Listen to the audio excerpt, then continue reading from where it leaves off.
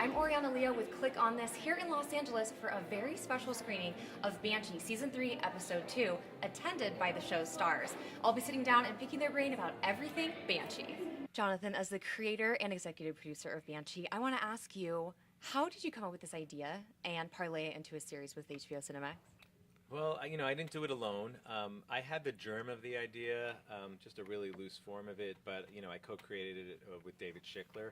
He and I together kind of figured out the world of Banshee.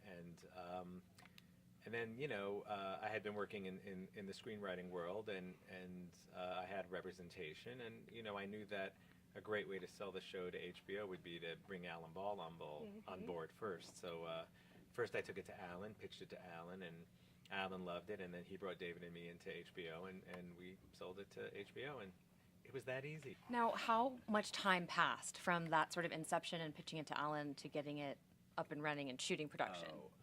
I think I've blocked it out, but probably close to 2 years, because in that time we wrote the pilot for HBO, we developed it for HBO, and then Cinemax decided they were getting into the original programming business, and we had the opportunity to move it over to Cinemax.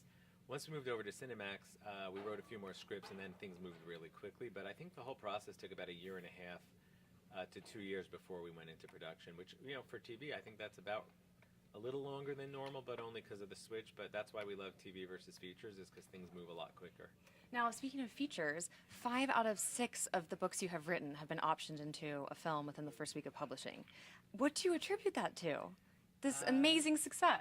Well, I consider it a success when the movies get made, and so far we've only gotten one of those movies made. But I think just Hollywood looks for story and looks for character, and they like to buy underlying properties instead of just inventing it themselves. So I'm always happy to sell those rights, and once in a while, hopefully somebody makes a good movie. And so the movie you're speaking about is This Is Where I Leave You? Yes. Right? Which came out this past September. Right. And so you adapted the screenplay in addition to writing the actual source material. Yeah. How do you compare executive producing, writing a novel, or, adapting a screenplay? What is your favorite role and how they differ? Writing a novel is a really deep and involving process that's very solitary. It's just you and nobody else. And I enjoy doing that because I don't have to answer to anybody, and I don't have to take opinions from executives, other producers, studios, etc. But it also gets very lonely. So the great thing about working in TV and film is suddenly you're working with all these other talented people who are bringing it to life with you, and you feel like you're part of a family and a community. And if it goes well, you have all these people who help you realize a vision you never could have realized by yourself. So I think it's nice to have that balance, and I always get to go back and work on books by myself if I feel the need to, be a control freak for a while. And otherwise, you get to meet great people and work with them, and it feels like you're really part of something bigger. So I have to touch on this season 3 of Banshee. I noticed that Sheriff Lucas Hood is kind of becoming contagious. His bad behavior, his personality is becoming contagious to the people around him. Is that a through line we'll see this season? Yeah, that was always part of the plan, is that once you introduce this, I don't want to say a cancer, but once you introduce this foreign object into the ecosystem, it's going to have ripple effects for everybody. And what you see as soon as we start season 3 is that, Brock and Siobhan, who were 2 deputies who you never could have imagined stepping outside the law, are suddenly performing in a very Lucas Hoodian manner. And he will continue to, corrupt everything, not purposely, but by virtue of asserting his dominance. He will continue to corrupt the people around him. Now I have to ask, how involved were you in the writing, or are you still in the writing? Do you do script supervision, or how does this get translated? I still, the first season, I wrote most of the episodes with David. That's No Way to Live. We put together a writer's room every year. I always write a few episodes. I usually write first few and the last few, or the first and the last, and then I always end up doing the last pass on everyone else's scripts, just to sort of, so they all sound the same. Like, you can't have multiple people voicing certain characters. Absolutely.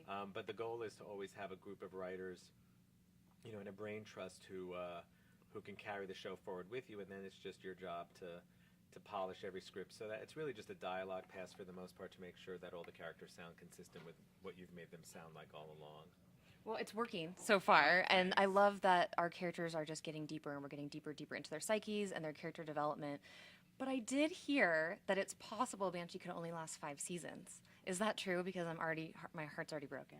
Well, you know, we've always envisioned it as a 5-season show, and you know, the one thing that I've always felt strongly about, and I know Greg Yatanis has felt strongly about too, is you don't want to be the show that outstays its welcome. And you know, there are so many examples of shows where, because they're making money for the network, they just come up with a contrived way to keep them on the air. And we always knew exactly how we want Banshee to end, and I think we're much better off going out on our own terms than sticking around until people stop appreciating what we're doing. So I kind of think 5 seasons is the magic number. That sounds very Lucas Hood of you, to go out on top with guns blazing instead of staying around too long.